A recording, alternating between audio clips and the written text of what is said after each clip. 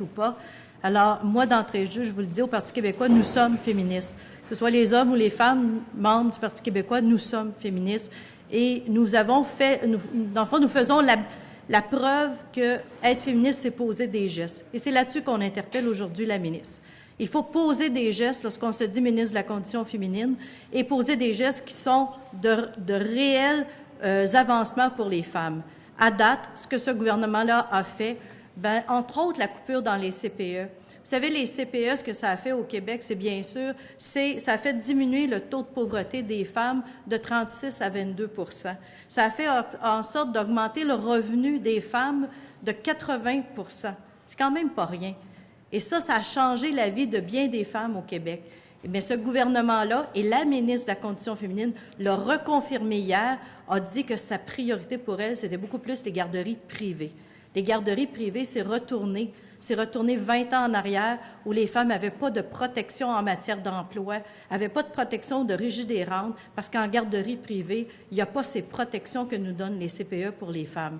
Alors, c'est un retour en arrière, et ça, c'est ce que priorise la ministre actuelle de la Condition féminine. Alors, c'est à ces gestes qu'on va la juger. Actuellement, on parle de coupures importantes dans le programme à égalité pour décider. On vient de le dire, la place des femmes en politique, c'est important, mais si on coupe de 50 % les budgets, comme ça a été fait dans le dernier budget, eh bien, la ministre doit rétablir les budgets du programme à égalité pour décider. Elle doit aussi rétablir le budget de Chapeau les filles. On se rappellera toute la controverse l'an passé sur le concours Chapeau les filles, une coupure de 40 % du budget. C'est totalement inadmissible. C'est à ces gestes que l'on va valider si la ministre de la Condition féminine est vraiment à ses affaires. C'est aussi une coupure de 60 % dans l'enveloppe des organismes en formation de la main-d'œuvre auprès des femmes, des coupures importantes qui ont eu des impacts significatifs. C'est aussi cette ministre-là qui avait laissé tomber les femmes de Val-d'Or, on s'en rappellera, qui avait envoyé la police de la Sûreté du Québec enquêter les policiers de Val-d'Or pour lesquels il y avait des présumés comportements de violence. C'est cette ministre-là qui a coupé aussi l'enveloppe pour le programme pour contrer l'exploitation sexuelle. C'est la même ministre. Alors aujourd'hui, elle doit avoir des gestes positifs et le budget arrive la semaine prochaine. C'est le temps pour elle de faire la démonstration qu'elle est vraiment la ministre de la Condition féminine. Au Parti québécois, la semaine passée, le chef du Parti québécois a pris 10 engagements importants, soit dans un premier temps, la création d'un comité parlementaire mixte qui est déjà à l'œuvre et qui va faire en sorte d'élaborer des propositions pour atteindre la zone paritaire des candidatures au Parti québécois pour la prochaine élection. C'est aussi la mise en œuvre pour le prochain Conseil des ministres du Parti québécois de la parité homme-femme. C'est aussi de s'assurer que dans les conseils d'administration des organismes gouvernementaux et paragouvernementaux, la parité soit effective. C'est aussi faire en sorte que les entreprises qui veulent faire affaire avec le gouvernement puissent avoir des conseils d'administration paritaires. C'est l'instauration par le projet de loi 594 que j'ai déposé il y a maintenant 2 semaines. Alors, j'espère que le gouvernement va appeler le projet de loi 594 pour permettre aux élus municipaux d'avoir un congé de maternité sans perdre leur poste d'élu. C'est aussi le congé de maternité pour les députés qui n'existe pas présentement. C'est aussi d'examiner des réformes de scrutin pour améliorer la place des femmes en politique.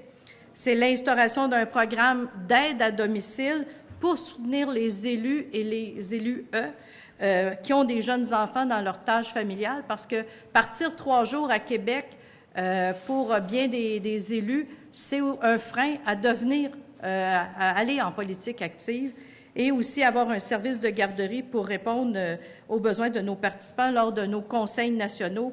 Et finalement, c'est un programme de formation qui s'adresse à toutes les personnes qui souhaitent se lancer en politique. Alors, nous, au Parti québécois, c'est des mesures concrètes parce qu'on croit que c'est dans l'action que l'on va faire en sorte que les femmes vont prendre leur place en politique. Merci beaucoup. Donc, on y va avec les questions. Micro de gauche, Mme Richer, de la Presse canadienne. Bonjour, M. Pellado. J'aimerais revenir justement sur la liste d'engagements que vous avez pris pour les femmes. Sur la question de la proportion de candidates, vous êtes resté très vague. On parle d'un comité. Pourquoi ne pas prendre aujourd'hui l'engagement de présenter 50 % de femmes lors des prochaines élections en 2018? Bon, je pense qu'on doit travailler dans une collégialité. C'est la raison pour laquelle nous souhaitons qu'il y ait un comité parlementaire. Soyez assurés que nous allons faire valoir notre point de vue. Vous savez, le parti est une instance démocratique. Les débats ont lieu. Je n'ai pas à imposer quoi que ce soit, mais j'ai certainement à suggérer et à promouvoir. Et c'est ce que je m'engage à faire. Sans plus. Mais écoutez, je pense qu'on va y arriver. On avait quand même 37 de candidatures à la dernière élection féminine, ce qui était vraiment un sommet au Parti québécois. Alors, ce n'est qu'une étape pour justement atteindre la zone de parité. Selon vous, est-ce que Mme Thériault est toujours digne d'occuper la fonction de ministre de la Condition féminine? Écoutez, je pense qu'on devra attendre qu'elle pose des gestes, parce que pour l'instant, il n'y a que des paroles. On a vu qu'il y avait une rencontre hier, mais malheureusement, les gestes qui sont posés par le gouvernement, et ce n'est pas uniquement à Mme la ministre, c'est le gouvernement généralement qui a posé des gestes qui vont à l'encontre de la parité, qui vont à l'encontre des mesures pour l'égalité, et je ne peux faire autrement que revenir sur les CPE, qui a été une institution qui, justement, a fait en sorte qu'on puisse avoir accès soit aux études, soit au travail. Et c'est parce que nous nous engageons dans cette direction que nous nous engageons également vers la liberté. Et malheureusement, les gestes posés par le gouvernement vont à l'encontre de cette philosophie, vont à l'encontre de ces valeurs. Y a-t-il eu, pour vous, personnellement, une féministe qui a influencé votre réflexion sur le sujet? Écoutez, moi, j'ai toujours eu l'occasion de pouvoir échanger avec Mme Payette. J'ai évidemment bien vu qu'est-ce qui s'est passé avec ces dames Casgrain qui, justement, ont été, je dirais, des pionnières. Et lorsque je suis intervenu vendredi, le 4 mars, en préambule, j'ai salué le travail de Mme Payette pour la lutte des femmes et que c'était une pionnière parce que autant dans son action législative que dans le discours qu'elle a tenu, elle est profondément engagée dans cette direction. Alors, et je ne fais faire autrement aussi. Et nous en avions une belle illustration hier, puisque, comme vous le savez probablement, il y a eu un hommage rendu à Mme Marois, qui, elle aussi, est à l'origine de la création de ces belles et grandes institutions, de la continuité de la lutte pour l'égalité entre les hommes et les femmes et pour la parité.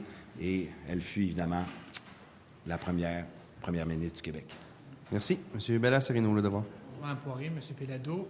M. Pellado, vous avez dit être influencé, ou du moins avoir consulté Mme Payette. Qu'est-ce que vous pensez de sa proposition de créer un parti politique de femmes? Écoutez, Mme Payette a toujours eu des bonnes idées et elle va continuer. Vous savez qu'elle a toujours gardé sa liberté d'expression. Je pense qu'il y a une impulsion de ce côté-là qui fait en sorte justement de continuer à nous engager vers la parité et je pense que c'est utile que ce genre de réflexion puisse avoir lieu. Madame Poirier, vous étiez à l'extérieur lors de la controverse qui a été suscité par un entretien de Mme Thériault à la presse canadienne. À quel point la ministre de la Condition féminine, Lise Thériault, s'est-elle discréditée? Bien, écoutez, lorsqu'on est ministre de la Condition féminine, son rôle premier est de défendre les femmes dans le gouvernement. Le féminisme, en tant que tel, c'est promouvoir l'égalité. Alors, si la ministre n'est pas capable de promouvoir l'égalité dans son propre gouvernement, eh bien, écoutez, il faut s'interroger. Alors là, on lui demande de poser des gestes pour faire la démonstration qu'elle est vraiment au bon rôle, au bon moment. M. Pellado, rapidement, sur l'article que vous avez évoqué lors de votre allocution d'introduction sur les femmes qui reçoivent en moyenne à peu près 73 75 du salaire d'un homme, à compétences égales, à tâches également équivalentes. Quelle est la responsabilité de l'État pour forcer les entreprises, le secteur privé à, à dissiper toute inégalité de traitement chez les femmes et les hommes? Bien, j'ai fait référence un petit peu donc à l'état de situation à l'heure actuelle. Il doit, l'État, agir avec les leviers qu'il détient, et plus particulièrement, justement, en fonction publique, sur les conseils d'administration, et ça fait partie des recommandations que nous faisons, qu'il y a une parité de ce côté-là. Donc, le message est fort. Lorsque le message est fort, bien là, en ce moment-là, les gestes et l'ensemble de la collectivité se dirigent dans cette direction. J'ai posé moi-même des gestes quand j'étais donc à la tête de Québécois, et je pensais également que ces gestes-là allaient avoir comme message cette nécessité de faire en sorte que ces parités soient respectées. On a aussi une loi sur l'équité salariale au Québec qu'on a votée depuis 96, qui s'applique aux entreprises, justement aux PME maintenant. Alors, il serait temps que l'on fasse en sorte au Québec d'avoir toutes nos PME qui appliquent la loi de l'équité salariale. Ça, ce serait une vraie démarche. Merci.